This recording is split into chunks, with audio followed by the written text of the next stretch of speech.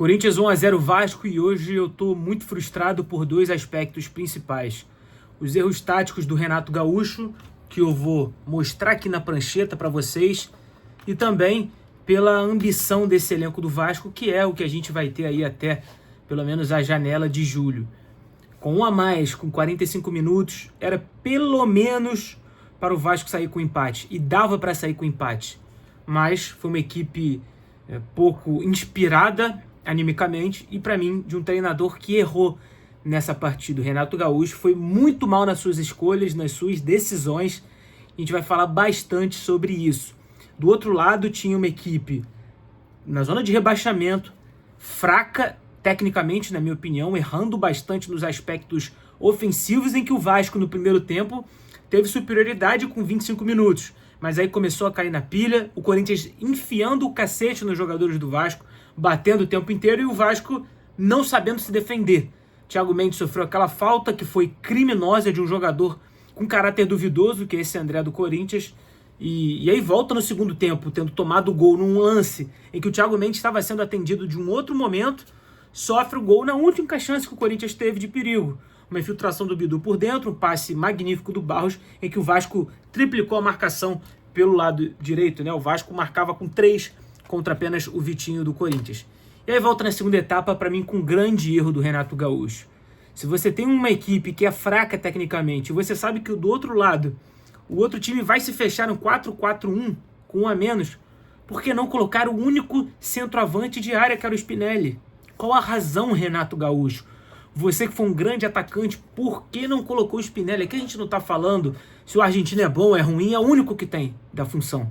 Você mantém o Brenner, mantém o David, que tinha errado no primeiro tempo tudo, inclusive um lance de cara a cara com gol, ou talvez o lance mais perigoso do Vasco na partida, e fica cruzando bola a esmo, para ninguém.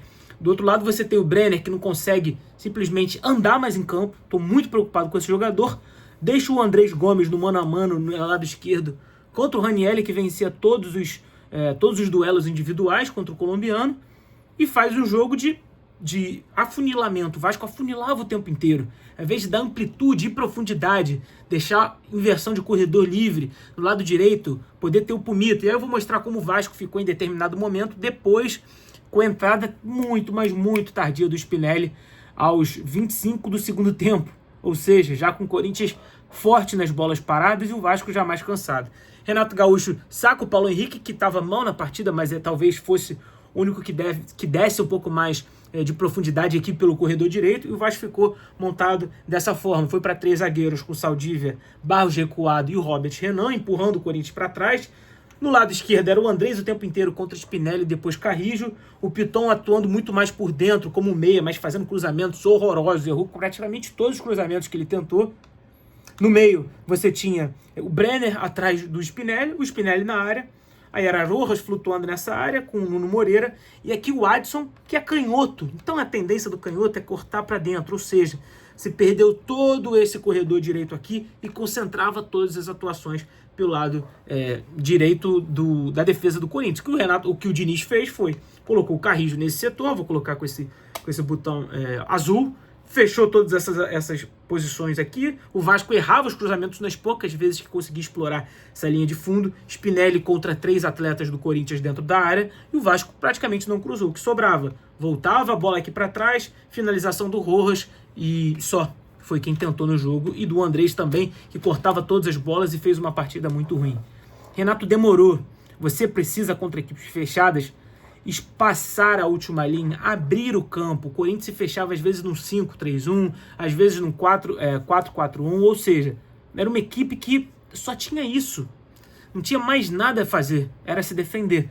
Fixava o Spinelli com 45 minutos, colocava o Pumita do outro lado para tentar ganhar na bola aérea e também gerar mais amplitude e profundidade, talvez dobrar laterais, e talvez no final colocasse o Adson, para mim, antes do Nuno, que entrou muito mal. Então, tudo isso me mostra como o Renato Gaúcho errou, e para mim teve grande parcela de culpa. Agora, tirada a parte tática, que é o foco aqui desse canal, eu fico muito, mas muito incomodado com a falta de ambição desses jogadores do Vasco. Contra um Corinthians que entrou, para mim, parecendo até mordido. Parecia que era o Corinthians quem tinha sido vice do Vasco na Copa do Brasil e não ao contrário, não o Vasco tivesse perdido, como foi o que aconteceu na final da Copa do Brasil. E era um Corinthians que brigava todas as bolas, era maldoso em muitas divididas. O árbitro, para mim, no primeiro tempo, deveria ter amarelado outros jogadores do Corinthians, e o Vasco simplesmente cedendo os duelos. O lance que, para mim, retrata perfeitamente o que foi o jogo foi aos 42 do segundo tempo, quando o goleiro reserva do Corinthians joga a bola para fora claramente numa cera, e o Lucas Piton, sabendo disso, tendo jogado no Corinthians, sendo capitão do Vasco naquele momento, bate o lateral pro Corinthians. Ali era pro torcedor do Vasco desligar a televisão. Desliga a TV, vai fazer outra coisa, vai jantar com a namorada, vai jantar com o pai, com a mãe, com o papagaio, com o periquito, porque se nós torcedores, que também somos, aqui eu analiso e sou torcedor, a gente fica irritado, eu tô poupando minhas palavras para não falar mais besteira, porque a vontade que eu tenho é essa hoje nesse vídeo. A gente fica irritado, os jogadores não ficam, então o recado que o jogador dá pra gente é: os caras estão fazendo cera, estão batendo, estão trucidando o time do Vasco, a instituição do Vasco, como o Corinthians faz, entrou mordido e como tem que ser, num clássico como é, eu não vou ligar. E foi isso que aconteceu. O Corinthians fez cera, depois desse lance fez cera, cozinhou o jogo, e o Vasco, na sua incompetência, na sua falta de ambição, não conseguiu arrancar um empate que seria no mínimo justo. Eu não acho que o Corinthians não merecia vencer, mas quando o Vasco entra em campo com essa postura também, vocês nunca me veem falar sobre postura.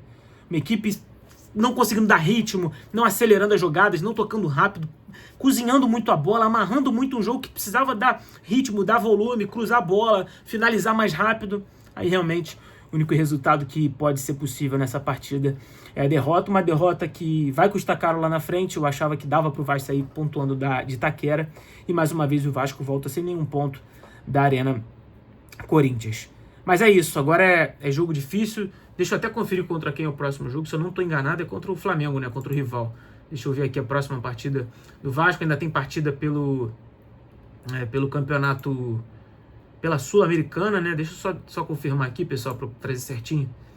É isso, clássico, mais um jogo difícil contra talvez a segunda melhor equipe do país, e o Vasco entra com a corda no pescoço. Não sei se o Thiago Mendes está bem, se o Cuiabano está bem, mas o Renato errou, e ele e a falta de ambição fizeram com que o Vasco saísse derrotado. Quero saber de vocês, é claro, aqui embaixo. Não pedi ainda, se inscreva no canal, deixa aquele like. Análises diárias aqui em outras redes sociais sobre o nosso Vasco, e hoje para mim é isso: erros táticos, técnicos e de falta de ambição, e claro, essa derrota foi muito merecida. Quero saber de vocês o seu comentário. Opa, quase derrubamos aqui a pranchetinha. Não se esquece de se inscrever, deixar o like, comentar aqui no vídeo. E eu sou João Pedro Fará, esse aqui é o Tática Vascaína, e muda a sua forma de ver o Vasco jogar. Até o próximo vídeo, tamo junto.